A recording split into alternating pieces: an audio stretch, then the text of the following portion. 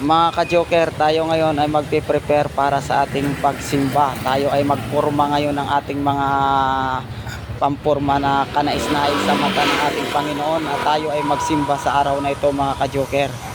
Ayan mga ka-joker, i-check natin ng maigi para nang sa ganon ay magandang ating pagbihis at maging comfortable tayo sa ating mga pagporma, mga ka-joker, sa ating mga sinusuot. Ayos ba mga ka-joker? Gwapong gwapo. Good morning, good morning. Tayo ngayon ay nakapurma at sa araw na ito ay ang ating purmahan ay para tayong mag-a-attend ng kasal, pero ang ating puntahan ay hindi kasal, hindi kung ano-ano. Ito ay kasiyahan sa ating pagsimba. Yan, ayan o. Tayo ngayon ay magsisimba tayo kasi araw ng Sabado. Kinakailangan ng ating pananampalataya ay laging malakas. Ayan o, ito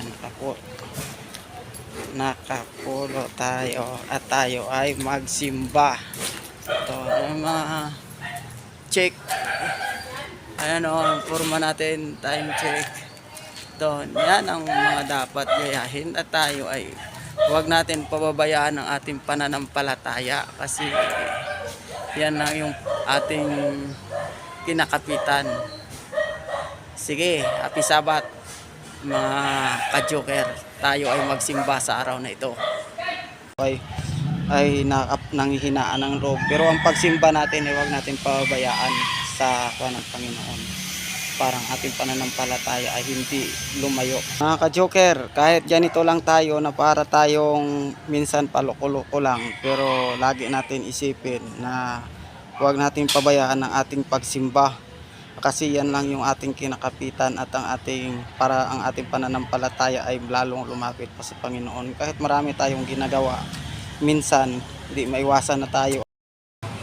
Mga ka-joker, nandito na tayo sa simbahan mga ka-joker. Tayo ay papasok na mga ka-joker sa loob.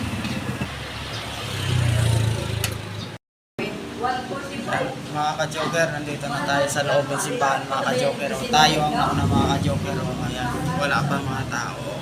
Ilan pa lang sila. Nandito tayo sa loob ng simbahan. Happy Sabat mga ka-joker, at ang ating pananampalataya ay ating palaguin.